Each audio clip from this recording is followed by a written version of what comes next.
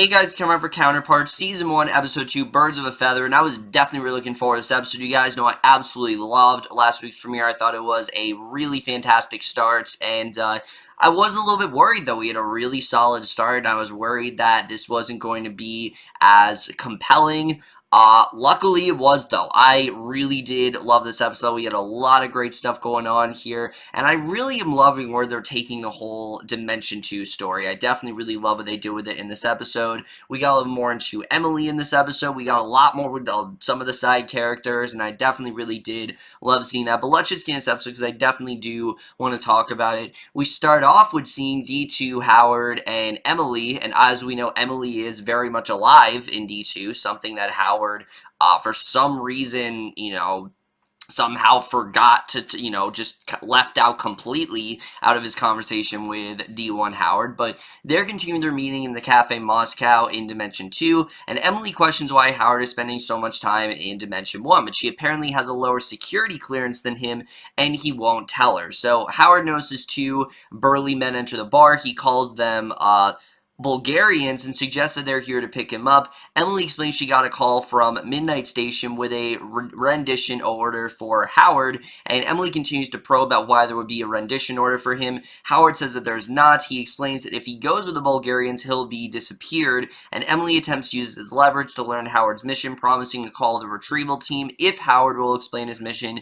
He can't, and she says she can't stop the men from taking him. So as he exits, Howard makes a point to show her that he is, in fact, unarmed. So the Bulgarians follow him out. Howard then plugs in earplugs, and the men take him to the car. They put him in the back seat. Howard notes that the contractor close to him is wearing a handgun in a shoulder holster, and seconds later there are 4 muted pops and flashes inside the car. Howard then steps out. He removes and discards the earplugs and calmly then walks away. And again, similar to last week, one of the biggest strengths of this premiere is us just being in complete, utter confusion, not really knowing what's going on. What are these Bulgarians? What are they talking about when they're saying that they have a rendition order? What does he mean when he says he'll be disappeared? I mean, there's so many things that we still don't know about, and I really do love that mystery throughout the show. That's something I think that really is benefiting it overall. But we then see that there's a knock. The name Silk is typed neatly on a piece of paper in a frame affixed to a door. D2 Howard opens it, immediately drops to his knees. He begins talking to this black dog. He notices blood on the animal's muzzle and asks the man holding the leash. He assures Howard that the blood belongs to the neighbor's dog, and in addition to returning Howard's dog, the man brings information about Baldwin. He hands over a file. Howard is disappointed to find only a single folded over newspaper, movie listings for the Berlin area with the name Nadia Fierro handwritten in one corner. Howard says there should be more information about Baldwin's network, a full biography, and any suspected crash pads she might have in Dimension 1, because obviously we only know of Baldwin's D2 personality. Well, that changes in this episode. We get more into who she actually is in Dimension 1. So Howard explains who will be going back to the other side almost immediately, and will need the man to keep his dog a while longer. He asks specifically that he keep the animal away from the neighbor's dog. The man informs him that Pope wants to see him, and again, we don't know who that is, so again, there's a lot of uncertainty here, and I really do love that. So in a church in the heart of Berlin, people are crying softly in a candle-lit alcove, which houses several mini shrines with photographs of departed loved ones, and a large stained glass window depicting Mary Magdalene meeting the angle at Jesus' empty tomb takes up most of the wall behind the altar. So I really did love the way this was set up. I thought this was definitely a very solid opening overall. But we then get introduced to the character of Pope. He's seated in one of the pews near the front, and his dog walker holds the leash to a small white dog who just defecated on the floor of the church. And Howard sits in the pew right next to Pope, who laments that his bowel movements are not regular. Howard inquires about his health, that there's nothing to report beyond prostate issues, and Howard then offers his help. But Pope says that he is quite taken care of. An older couple then enters the church and makes for one of the shrine-like alcoves, and Pope comments that people used to come to these places predominantly for worship, and he says they're now reserved for ghosts as the couple reaches a wall overburdened with photographs, cards, candles, flowers, and other offerings, and he says it's sad what's become of their world. So basically here, religion's not really much of a thing anymore. It's much more all this like mysticism and things like that. So Howard begins to relate his encounter with the Bulgarians, but Pope already knows and that they were Kali's men, and Howard is worried that if he returns to the Office of Interchange that he'll be arrested for killing 3 contractors. So Pope points out that he's taken for the murders, or he learns that there was no rendition order and someone is just out to kill him and wants to cover their tracks. So he suggests that Howard watches back and explains that he's managed to get him a 36-hour visa for Dimension 1. Pope's dog walker then scoops up the poop and follows his boss outside. So Howard is not arrested. He waits to be called to the window in the visa office, he says. 444 C12 to the man at the window and waits nervously. The man then stares at him suspiciously. He looks back to the large binder, and again, we really are feeling the tension, even though we don't know what's actually going on. Why is Howard so nervous? You know, what is this rendition order all about? I mean, obviously, we know that he is going to get killed from this rendition order. We're really feeling nervous with him because obviously we don't want anything bad to happen. So there are columns of number letter combinations. The date at the top of the page is April 18, 2018. The visa clerk apparently finds the number, reaches into a cubby behind him, removes a visa slip, and includes the number that Howard gave Handren along with 36. He stamps it with the Office of Interchange visa symbol, hands it to Howard, reminds him it's a 36-hour visa, and wishes him safe travels. So D2 Emily is then called into Director Bob's office to account for the 3 dead contractors that were assigned to her operations team, and she wants to know why a representative from personnel is in the meeting with them. So she's very overtly hostile towards the other women. That's something to definitely note. This Emily is a lot more rough around the edges, and Emily explains she got a rendition call at 23:30, otherwise known as 11:30. The message said an agent had been recalled and that Emily should bring him in. Bob asks who was supposed to pick up, and Emily's surprised since he should already know. He explains there was no rendition order for any agent and nothing went to the midnight station. So the woman from personnel then pipes up, asks if Emily's having a hardship and is everything alright in her personal life, and she snaps her, then ignores her. Bob says they're going to need blood and urine, suggesting a drug test for Emily. He says they can test after a fuck-up because they can't afford another Istanbul, and Emily says none of what's happening makes any sense. Bob says that she should take a few days off and they'll call her again, and basically the personnel lady then reaches out with an offer of help, but again, Emily she's refusing for some reason. She does not want this woman to help her. So again, we don't know what this is all about, but I really did love that just uncertainty again. But D2 Howard arrives in Dimension 1. He asks after D1 Howard's wife. Peter explains that she's been moved to another hospital for safety and that D1 Howard had been promoted to analyst, and basically he is recuperating. So finally, after 30 years, he's finally gotten that promotion, and D2 Howard demands that his counterpart join them on the mission, says he will withhold Baldwin's real name unless he gets his way. He will not say anything about her, and, you know, until he gets his way, he will not give them any sort of information whatsoever. So now we're getting the sense that D2 Howard is very much working with Peter. Peter is very well aware of what's going on. Obviously, he knew about the counterparts, but it does seem there's some sort of larger conspiracy going on that we still don't know about, and definitely I'm very intrigued about this for sure. So in Analyst, the supervisor hands D1 Howard a stack of folders. There are the same folders that Howard used when working in Interface, and he's instructed to take code from conversations, find word in cipher phrasebook, and then they translate incoming words, not outgoing words. That goes to outgoing department. So Howard's very confused. He asks what he's supposed to translate the words into. He still gets no answer to that. So even though he's gotten this promotion, he still is very much left in just a state of confusion and very he's very unsatisfied because he's still not getting those answers. And the envelope on top says that they left a dollar bill in the credenza. It's sealed with 2 green security labels. The cipher phrasebook has a label on the front page, and Howard takes the first envelope. He slices it open. The one underneath also says he left a dollar bill in the credenza. So Peter arrives and calls Howard away. He explains that their mutual friend requested his presence, warns him not to interfere and not to share anything about the nature of their work. And Howard explains again again that he knows nothing about the nature of their work, and Quayle then explains that the current mission is to find the woman who tried to kill Howard's wife. So Baldwin enters a rundown house in a barren field. She's bleeding from the ragged hole in her cheek, and she notices an empty birdcage hanging from the ceiling. Briefly hears the sound of a bird, and Serraiocco, I think that's how you pronounce her last name, was incredible here because, again, similar to J.K. Simmons, she is playing two characters in this episode, and I really did love seeing that. We finally get context about the character of Nadia because she removes her gun from her bag along with a sewing kit and a mirror. She has medical supplies as well and begins the painful process of cleaning and sewing up her wound.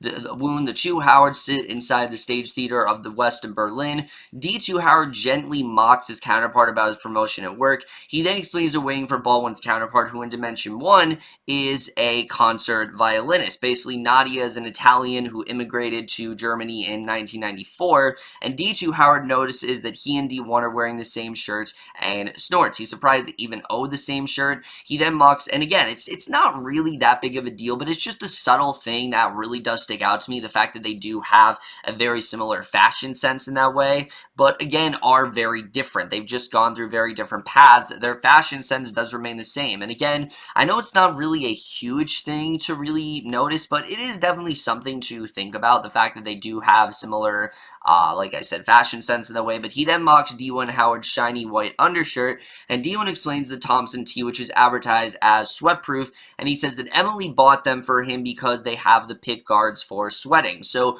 D2 Howard explains that based on the math, the two women share a past of 9 to 10 years before the timelines diverged, obviously because of the break, because they share the same childhood. So D2 surmised that Baldwin, her, and Alone in a Strange City might go back to something familiar in both dimensions, and the more they learn about Nadia, the better they can understand what Baldwin might do, because obviously these are two very different people, but Nadia might hold a lot of information as to why Baldwin is so adamant about going after them. So D1 Howard asks his counterpart what exactly he does for a living. D2 says he does a lot of things, including retrieval. He tracks defectors through the crossing and then returns them to the proper side. So D1 presses, wondering aloud how their worlds could be so different. He believes that the portal was discovered, but his other says that that's imprecise. And D2 explains that there was one reality and that it duplicated, and he at first says nobody really knows how it happened, but then clarifies that somebody probably does, but that he doesn't know because those people, again, aren't telling him anything. So he holds up his hand, explains that it represents a single universe.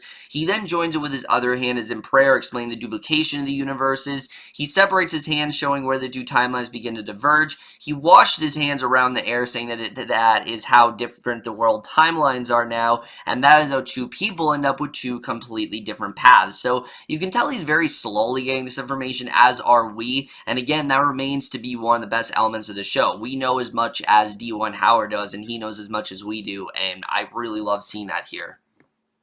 So we then see Nadia. She's in her apartment playing the violin. Her phone rings, and the man on the other line ends up yelling at her because everyone's waiting for her rehearsal. She then hangs up, and arriving at the theater, she makes her way to the stage. The conductor thanks her for being on time, to which Nadia simply replies, whatever. So the orchestra begins to play Winter from Vivaldi's Four Seasons, and this is just a contrast that I notice. Everyone in D1, it seems like, wears these very white, sort of robotic type costumes, while, not costumes, but attire, while everyone who resides in D2 wears a lot more dark clothing, kind of to represent, I guess, the more sort of macabre, just very dreadful sort of world they're living in. And again, it's not really that big of a deal, but it is something to kind of take note of. That is something I have very much noticed here. So she picks her violin, removes her shoes, takes her position, staying on the stage near the conductor, and at her cue, she begins to play furiously, and I mean it when I say furiously. Like, she's doing it pretty effortlessly at this point, but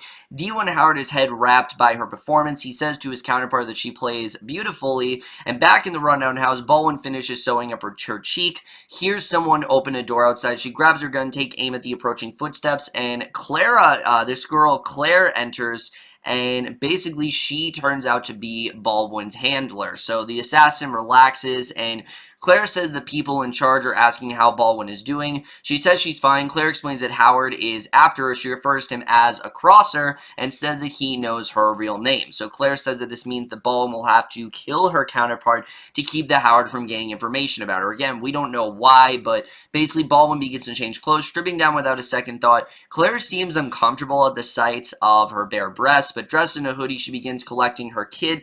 Claire hands her the address to Nadia's apartment. Baldwin seems reluctant to take it, but Claire forces it into her hand, says killing her counterpart won't be easy, and Baldwin says that it will be for her. So Claire calls her Nadia. Baldwin reacts angrily, saying never to call her that. So this Baldwin, besides the one Baldwin we saw, Nadia, she's a lot more graceful and seems like she's a lot more rational. This one just, no, I am not Nadia, I am Baldwin. So Claire reminds her that she and her counterpart share a past. Nadia disputes this, saying that they share nothing, but Baldwin again looks to the empty birdcage and hears chirping. She has flashes of memory. A man then taps 2 fingers on the table, a bottle of vodka. A child plays the violin. She says she can and will kill her counterpart. So it very much does seem like this is the same person, but similar to Howard, they just went through 2 very different paths in life. So in flashback, young Nadia plays from the studies of Heinrich Ernst Kaiser, and she strikes a raw note. Her father, sitting in a chair nearby, raps twice on the table with 2 fingers. Nadia begins again. She falters again. Her father then taps the table again, and it keeps happening. He kicks a bottle across the room, rises from his chair. Young Nadia clutches a violin close to her, and basically we can see the rough past that she went through. But in a bar across the street from the Stage Theater of the West, Nadia then taps the bar twice with 2 fingers to get the bartender's attention. And again, not really that big of a deal, but just realizing that something that her father did to her years ago, she's kind of using to her advantage, that I think was quite interesting. But inside the theater, one of Ulrich's agents informed D2 Howard that Nadia is in the bar. He suggests that Ulrich and D1 go check out Nadia's apartment. While he approaches her in the bar, he asks for a Mickey. Howard describes it as a tranquilizer, ketamine, and Ulrich reluctantly orders his men to hand over one. He takes a vial of clear liquid from a drug kit, a bottle of blue pills, a bottle of white pills, and other drugs are also visible. Howard then picks up a program featuring names of all the members of the orchestra. He settles on one of the clarinetist, Jennifer Wilcox, and he says her name aloud. He then grabs some flowers from an arrangement nearby, heads out. Ulrich then orders his men to follow up and keep a close eye on D2 Howard, and we see in Dimension 2, Ian Shaw and Emily Silk are having sex. Afterwards, Emily rummages in her purse, removes a cigarette pack from an official Office of Interchange evidence bag. She takes the cigarette, lights it, drags deeply. Upon questioning from Ian, Claire says she got the cigs from confiscated items at the OL, and she tells Ian that investigators looking into the death of the Bulgarian contractors didn't bother to look at her phone logs, which would have presumably shown the call from Midnight Station. So she says that this means they don't actually want to know what happened. Ian says it's not about her, but whatever bullshit Howard is up to, she can't let it go. She brings up the contractor who slipped across. Baldwin wondering why there was no inquiry into who she's working for or who gave her a visa, and Ian says whatever situation their superiors have made clear they don't want it looked into. He suggests that they leave it alone, and basically in Dimension 1, and I really did love seeing this. It shows that, sure, Emily is alive, but she definitely is not faithful to Howard. She's much more in control than we thought that she was, and I really did love seeing that here. So in Dimension 1, agents all sit in a car outside the bar here near the theater keeping watch. Howard then walks into the bar, and using what seems to be a broad imitation of D1 Howard, he asks to use the phone. He claims he doesn't speak German. The bartender doesn't seem to understand him. Nadia then translates for him. Howard pretends to call Jen and begs her not to hang up. He pretends she hung up on him or as a scotch. He and Nadia begin talking. Howard pretends he was on an awful stage dab because he believes that Nadia will relate to that story. And Howard and Aldrich then pick the lock at Nadia's apartment. The agents then fan out. They begin searching while Howard stands looking uncomfortable. Howard then orders a round of drinks for himself and Nadia. As soon as the bartender sets the glasses down, Howard palms the liquid Mickey, and in one smooth motion, he pours into the glass while picking it up and handing it to Nadia. So, continuing his bit, he describes how as Jennifer Wilcox's daddy drove his daughter relentlessly to prepare for a 5th grade musical recital, and Nadia is fully engaged. She admits her own father was not a good man and died when she she was 10 years old, and she says that he was a failed artist. And obviously, this Howard has a lot more information about, Nadia. He knows very much what she went through, and he can use this to possibly use it as leverage and maybe getting information. So she says he left her his dead and house in Copenhagen, and she says that she never sold the house and hopes it burns down someday. And in her apartment, Ulrich's men then find quarter steroids, basically. He suspects that they are for carpal tunnel syndrome. Howard asks what they hope to accomplish by playing with this woman's underwear, and Ulrich explains that despite the obvious differences, counterparts still share a common past. You can tell a lot about one just from looking at the life of the other. So D2 Howard calls them, fills them in on the Copenhagen house. Ulrich and his men then find the address, set it out to see if Baldwin is there, and outside the apartment, Baldwin then watches them drive away. She goes inside, takes off her shoes, searches through her counterpart's life, finds pictures of Nadia and her girlfriend, a teddy bear, and a poster featuring Nadia playing the violin. On the calendar, she finds the rehearsal for that evening, and she leaves immediately. Ulrich and his men then arrive at Copenhagen, break into the house, find the remnants of Baldwin's surgery. They also find a crumbled piece of paper with Nadia's address. Realizing Baldwin is probably going after her counterpart, they head back to Berlin.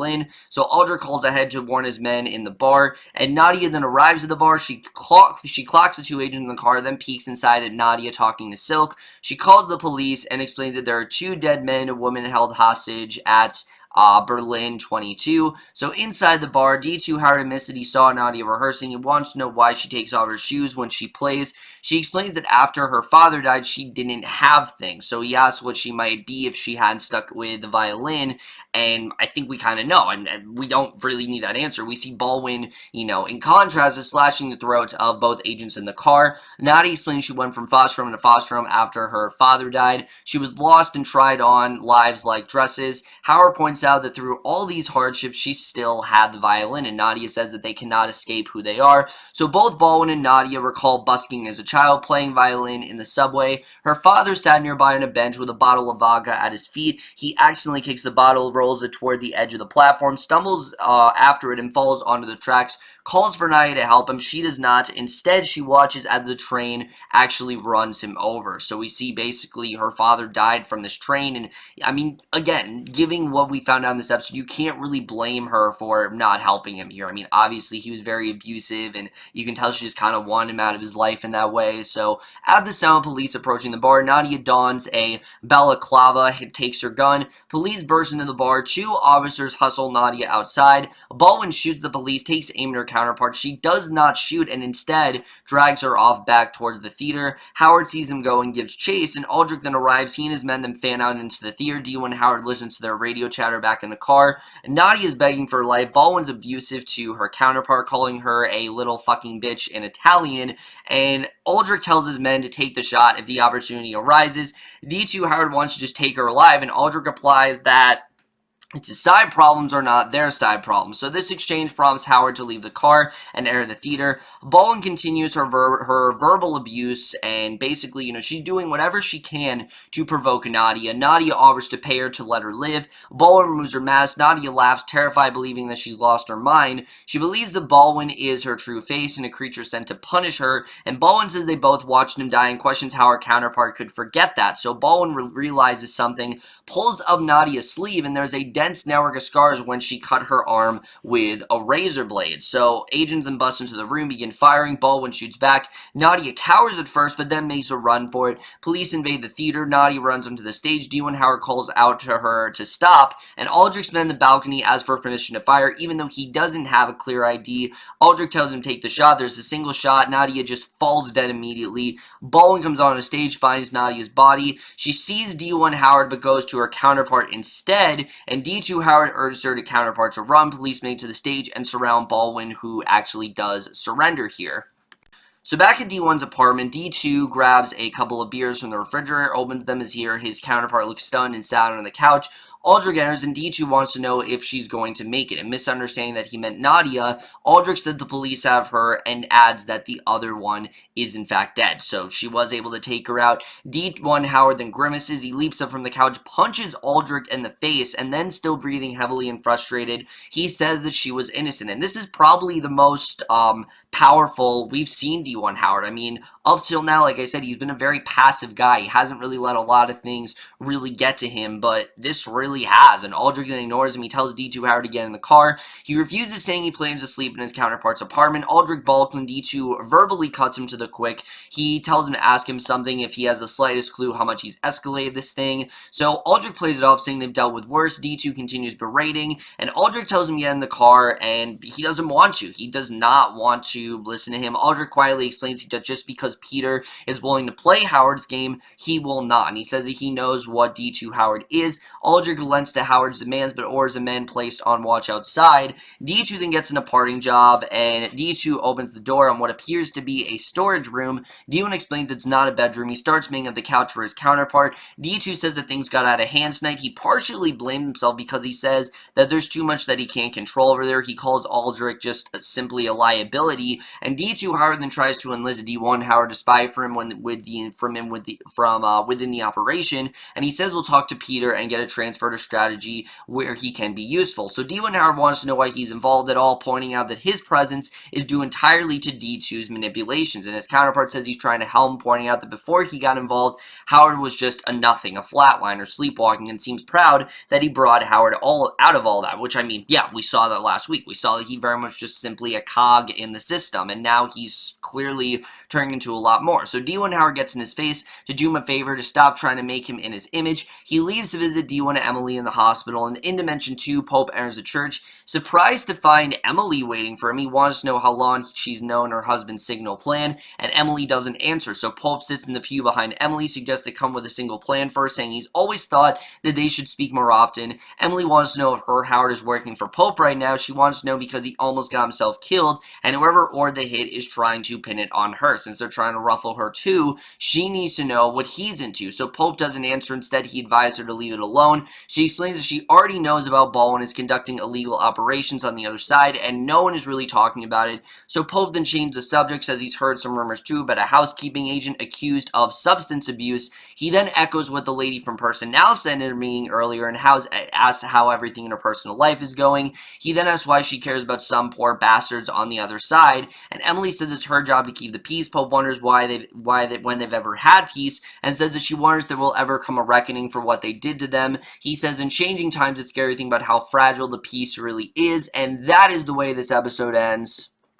So, like I said, guys, a lot of interesting stuff going on here. But first, I really want to talk about Emily, because it's clear that this Emily, you know, in contrast to the Emily of D1, is a lot more powerful and has a lot more people wrapped around her finger. It seems like she is completely under control here. We still don't really know what she's doing. Why is she being disloyal to Howard? Why is she having this affair? You know, what's really going on with that? What is her goal here? We still don't really know what that's all about, and I like that. I like that we are still kept in sort of this, you know, suspension. We still don't know what's really going on between them, and I definitely really did enjoy seeing that here, and I think that overall is very interesting. But it's clear that Emily does not want Howard in D2 for some reason. We don't know what that's really all about. You know, in D1, we don't really know what that's really all about. But we're definitely getting the sense that D2 is a lot more dreary than D1, you know, is much more hopeful, but also I think a lot more robotic. I mean, these characters go on to live these very eventful lives with very repetitive lifestyles. I mean, especially when we get to Nadia, and that's something I really did love about this episode. I love that we're not just focusing on the stark contrast between D1 Howard and D2 Howard. We really are getting more into these other characters, specifically Baldwin, because I care a lot more for Baldwin now. We know what she's gone through. We know that obviously she had a very abusive past, and we know in one life, you know, she stuck with being a violinist, while the other one, she just completely stopped, and now she is this assassin, essentially, and that is the Baldwin that we know today. And I did think it made sense to kill the other counterpart, obviously, because I think it would have just overcomplicated things.